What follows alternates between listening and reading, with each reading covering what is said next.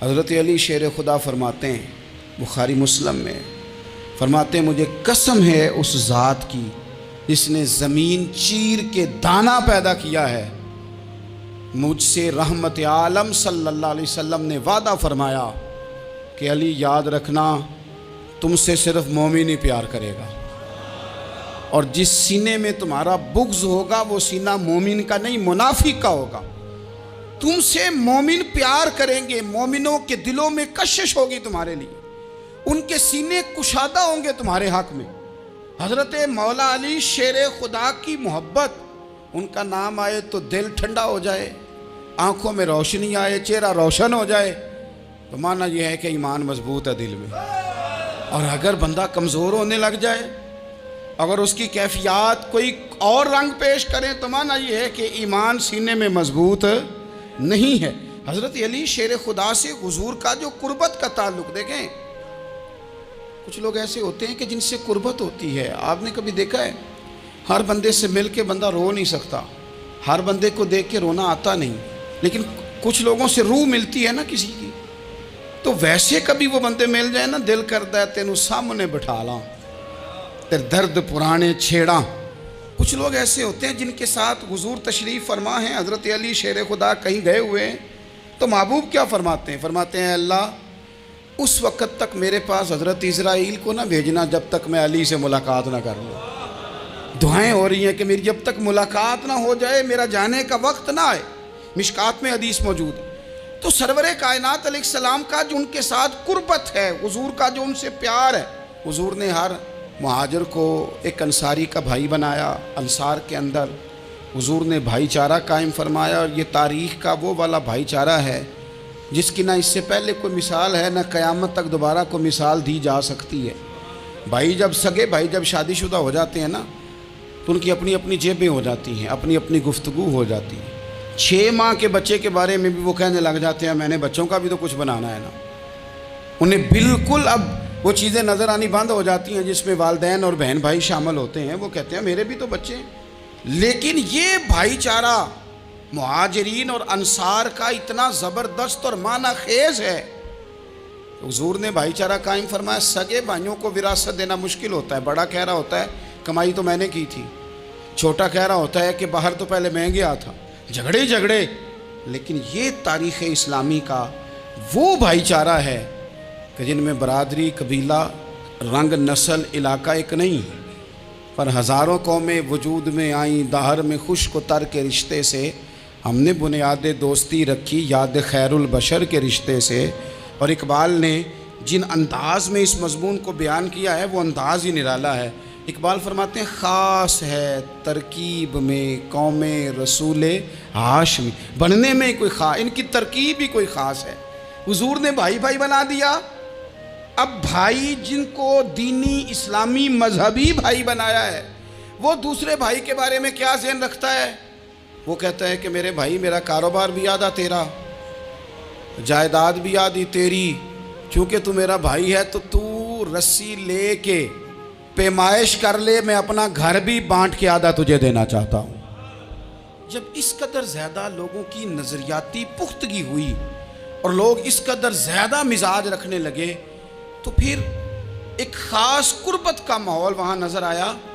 پھر وہ جو مہاجر بن کے آئے تھے اور بہت زیادہ جن لوگوں نے جہاد کیا تھا، جد و جہد کی تھی، گھر بار چھوڑے تھے، پھر ان لوگوں کو زیادہ دشواری نہیں ہوئی، زیادہ آزمائش نہیں ہوئی دل لگانے میں اور مدینے میں رہنے میں، بڑی آسانی سے وہ لوگ وہاں رہنے لگے، اور بڑی جلدی ان کا مدینے سے اور اہل مدینہ سے پیار بڑھ گیا۔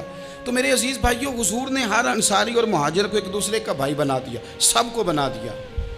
حضرت علی رہ گئے، اب یہ تو دونوں مہاجر ہیں، حضور بھی مکہ شریف سے آئے ہیں، حضرت علی بھی، بظاہر تو دونوں مہاجر ہیں، اگرچہ ساری زمین کے مالک رسول پاک ہیں، سب کو بھائی بھائی بنا دیا۔ تو اب ہر بندے کو بھائی مل رہا ہے، اور بھائی بڑے پیارے ہوتے ہیں۔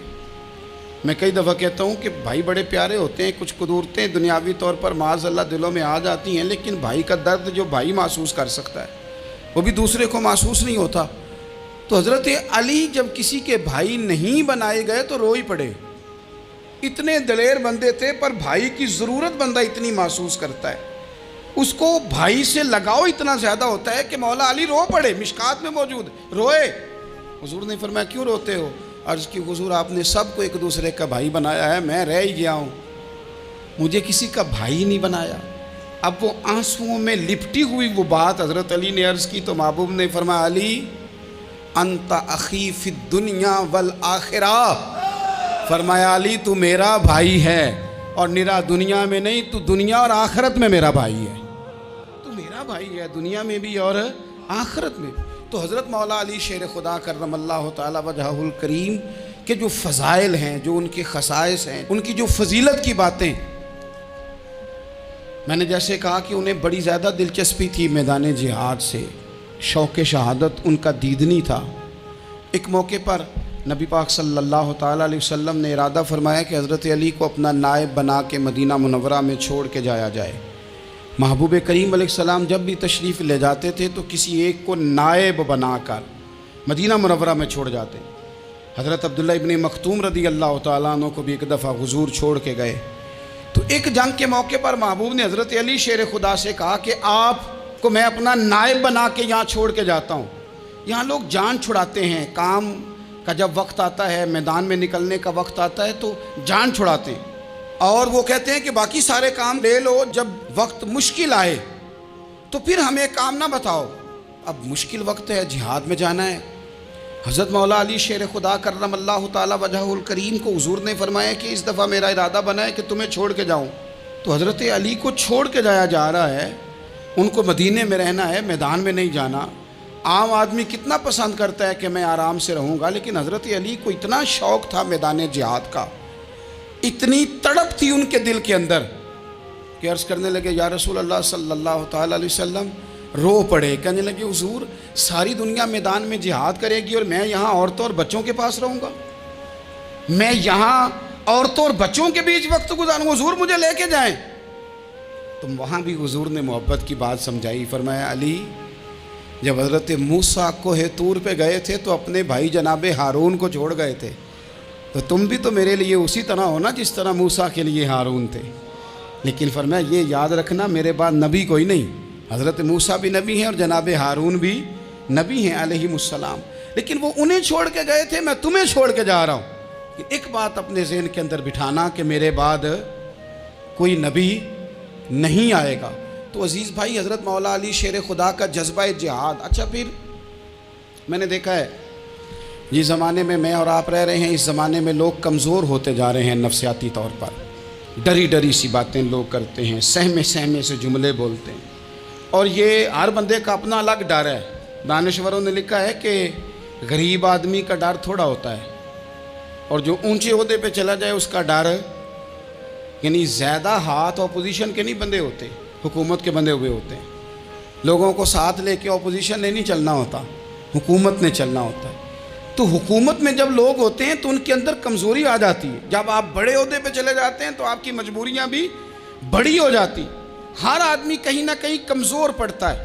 اور ہمارے ہاں تو لوگ ذرا بیمار ہو گئے تو گئے، اور آج کل جو سب سے بڑا مسئلہ ہے وہ یہ ہے کہ لوگ کیا کہیں گے، اور لوگوں نے بڑے بڑے لوگوں کو پاگل کر دیا ہے، بڑے بڑے لوگوں کو۔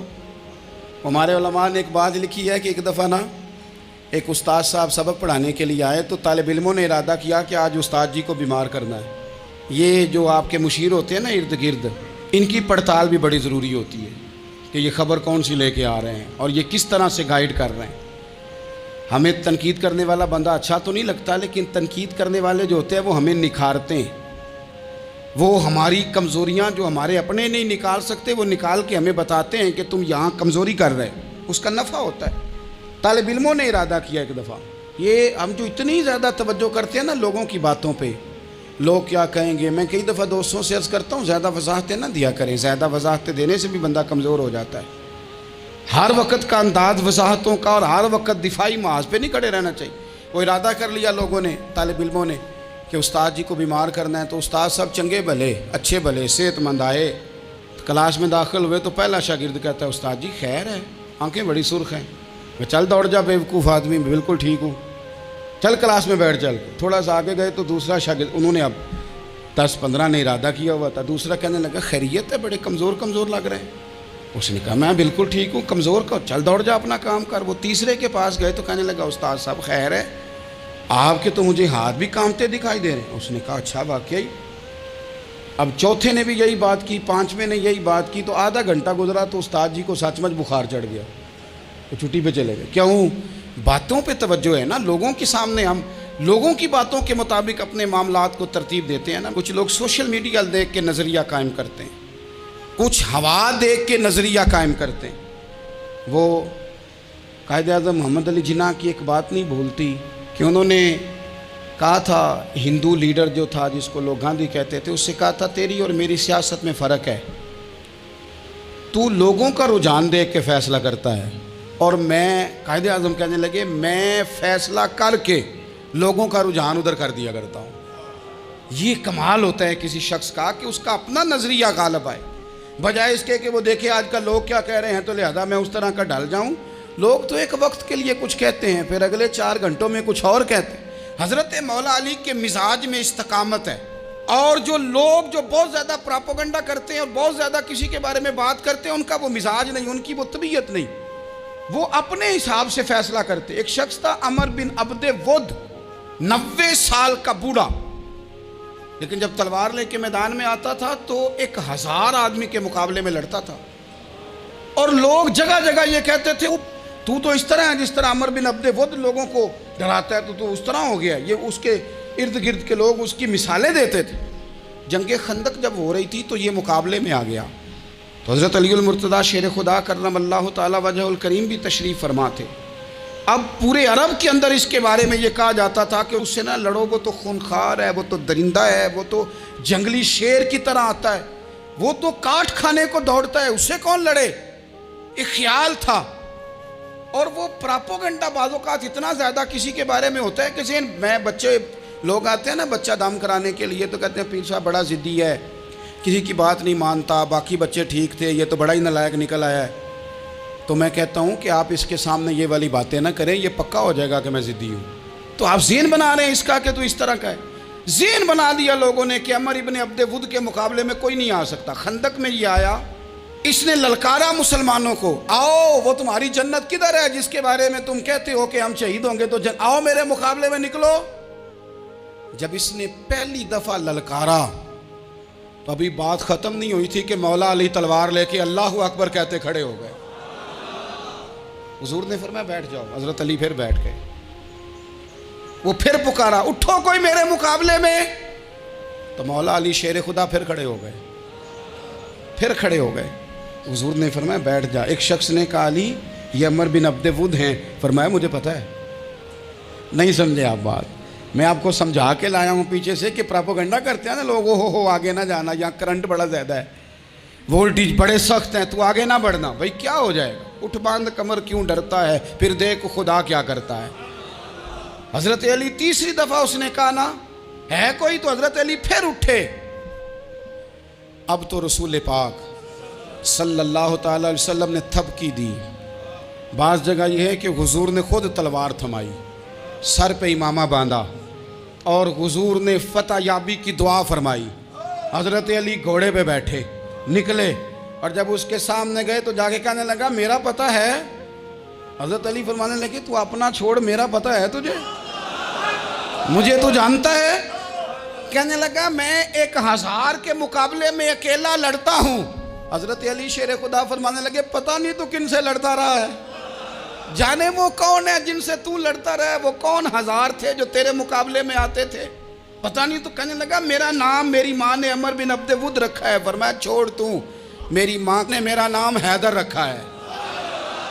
کہنے لگا تیری عمر چھوٹی ہے، کوئی بڑا لا۔ فرمانے لگے یہ تو جب پنجے میں پنجہ ملے گا تو پتہ چلے گا عمر کس کی چھوٹی ہے، ابھی تو کہانیوں سے متاثر کرنا چاہتا ہے، تو چاہتا ہے کہ تو پریشر ڈالے اور میں تیری بات سنوں، تو مقابلے میں آ، ڈینگے نہ مار، کہانیاں نہ سنا، دیواریں ہلتی رہتی ہیں اور در کانپ جاتا ہے۔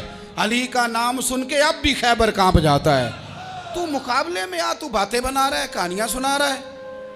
وہ کہنے لگا تو بچہ ہے، میں چاہتا نہیں تیرا خون بہاؤں۔ تو حضرت علی کہنے لگے میں بڑے دن سے پریشان ہوں کہ کسی بے ایمان کا خون بہایا کیوں نہیں، میرا بڑا دل کر رہا ہے تیرا خون بہاؤں۔ اس نے بڑی زوردار ضرب لگائی، غصے میں اتنا پاگل ہوا، کیونکہ اس کے بارے میں معروف تھا کہ وحشی مزاج آدمی، اتنا سخت پاگل ہوا غصے میں، اس نے اپنے گھوڑے کے پیر کاٹ ڈالے، پہلے تلوار گھوڑے کو دے ماری، اس کو کاٹ کے دوڑا۔ یہ کیوں کرتے تھے لوگ؟ عرب کے لوگ اس وقت یہ کام کرتے تھے کہ ہم نے گھوڑا ہی مار ڈالا ہے تاکہ ہم بھاگ نہ سکیں۔ کہتے ہیں نا کشتیاں جلا دی ہیں کہ اب واپس جانے کا راستہ ہی بند ہو جائے، گھوڑے کے پیر کاٹ ڈالے کہ بھاگنا نہیں، اور بڑی زور سے اس نے ضرب لگائی حضرت علی پر۔ حضرت علی نے جب روکی تو وہ ڈھال ٹوٹ گئی حضرت مولا علی کی، اور آپ کے امامے کو اس کی تلوار بھی لگی۔ آپ نے فرمایا دکھا لیا تو نے زور، اب میری باری ہے۔ حضرت مولا علی شیر خدا کا قد بظاہر چھوٹا تھا، صحابہ کہتے ہیں ہم دور سے دیکھ رہے تھے، اللہ اکبر کہہ کے تھوڑا سا زمین سے وہ اٹھے، تھوڑا سا اٹھے، اور پھر دوبارہ نہیں انہیں تلوار چلانی پڑی، ایک ہی ضرب لگائی اور اس کے 2 ٹکڑے کر کے اسے زمین پہ پھینک دیے۔ تو عزیز دوست، آپ یاد رکھیں گے اس بات کو کہ اپنی زندگی کے اندر مروب ہونا چھوڑ دیں۔ روب میں تاتاریوں نے مسلمانوں کو مروب کر لیا تھا، روب ڈال لیا تھا کہ ہم بہت بڑے لوگ ہیں۔ یہی آج ہمارے ساتھ بہت سارے لوگ کرتے ہیں، دلوں میں روب آ جاتا ہے، امیر رشتہ دار کا، فلانے کا، فلانے کا، پھر وہ جو مرضی کرتا ہے۔ تاتاریوں کی ایک بی بی، وہ کیا کرتی، وہ 9-10 مسلمان نوجوانوں کو سڑک پہ کھڑا کر جاتی، کہتی ادھر کھڑے ہونا، میرے آنے تک ہلنا نہ، جوان ہے لیکن روب ہے نا کہ یہ بڑے وحشی ہیں۔ اکیلی بی بی اندر جاتی، تلوار لے آتی، اور وہ کھڑے ہیں، وہ بھاگے بھی نہیں، اتنا ڈر گئے، ٹانگیں کانپ رہی ہیں، بھاگنے کی بھی جرت نہیں کر رہے۔ تسلی سے گئی ہے، تلوار لے کے آئی ہے، اور اس نے 9 جوان مسلمانوں کے گلے کاٹ دیے۔ اس روب سے نکلیں باہر، نوجوانوں سے کہتا ہوں نکلو۔ اور جن لوگوں نے دنیا میں انقلاب برپا کیا وہ غریب گھروں کے تھے، وہ لوگ تھے کہ جو بظاہر کسی بڑے قبیلے سے نہیں تھے۔ آپ محنت کریں، تعلیم حاصل کریں، جد و جہد کریں، مشقت کریں، اپنی زندگی میں کچھ مقاصد کے حصول کے لیے آگے بڑھیں۔ اور اگر آپ کہیں کہ دائیں بائیں میرے فلاں آدمی مجھے یہ مشورہ دے رہا ہے، تو کچھ لوگ دنیا میں باتیں کرنے آئے ہیں، انہوں نے باتیں کرنی ہیں اور بڑا فائدہ ہوتا ہے، ان کو باتیں کر لینے دیں، ان کو کرتے رہنے دیں۔ کام کرنے والا بندہ کام کرتا ہے اور کرتا ہی چلا جاتا ہے، وہ منزل تک پہنچ جاتا ہے۔ تو حضرت علی کے مزاج میں دلیری ہے، ہمت ہے، ایک بات، اور دوسری بات دانائی، حکمت۔ یہ جو ہمارے فیصلے ہیں نا جذباتی، اور جناب آج فلانے نے یہ کہہ دیا تو میرا پروگرام یہ بن گیا، تو پھر کل کسی نے اور کچھ کہہ دیا تو میرا پلان اور بن گیا۔ میں سب سے زیادہ ان لوگوں کے حق میں پریشان ہوتا ہوں جو سویرے کچھ اور کہتے ہیں، دوپہر کو کچھ اور کہتے ہیں، شام کو کچھ اور کہتے ہیں۔ بھئی آپ کا کوئی نظریہ ہونا چاہیے، کوئی ویژن ہونا چاہیے زندگی میں، آپ کے اندر کوئی حکمت اور دانائی ہونی چاہیے۔ اس کے لیے کیا کرنے کی ضرورت ہوتی ہے؟ اس کے لیے ضرورت ہوتی ہے کہ آپ کا ذہن ایک طرف ہو۔ میرے اسا فرمایا کرتے تھے زندگی میں ایک کام کر لو پر صحیح کر کے کر لو۔ ہم نے ایک تو سارے کام کرنے ہیں۔ آج کل ہر بندہ صحافی ہے، ہر بندہ تجزیہ نگار ہے، ہر بندہ سیاستدان ہے، ہر بندہ ہی مفتی ہے، ہر بندہ ہی جناب واعظ ہے، ہر بندے کے پاس ہی کچھ مسئلے۔ اس کا نقصان یہ ہے کہ کسی کے پاس بھی کچھ نہیں۔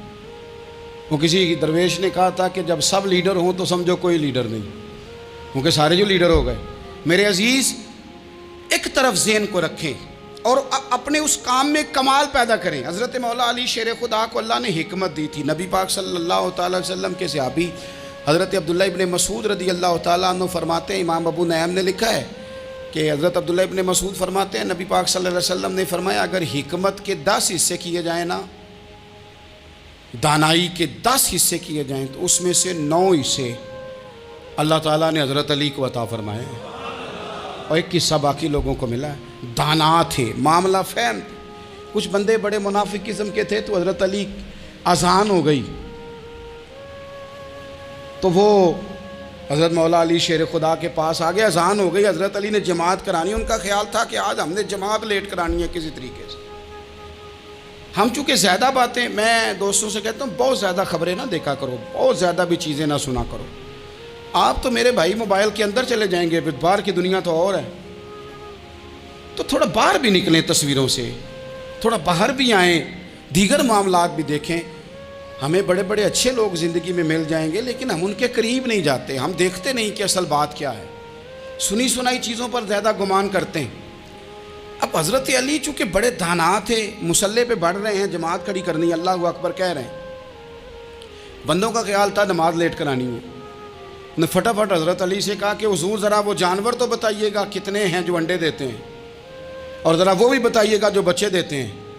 یہ ذرا اب کتنے کو بندہ جانور گنے، آہستہ آہستہ بندہ شمار کرے، وہ بکری جو ہے وہ بچہ دیتی ہے، مرغی انڈا دیتی ہے، اور گائیں جو ہے وہ بچہ دیتی ہے، اور بطخ جو ہے وہ انڈا دیتی ہے۔ اب بندہ تو یہ گننے لگ جائے تو حضرت علی شیر خدا یہاں ہاتھ ہیں، فرمانے لگے گھر جا کے گن لینا، موٹی سی بات بتاتا ہوں، جن جانوروں کے کان باہر ہوتے ہیں وہ بچے دیتے ہیں، جن کے اندر ہوتے ہیں وہ انڈے دیتے ہیں۔ اللہ اکبر، نماز کی نیت باندھ لی، تم گننا گھر جا کے۔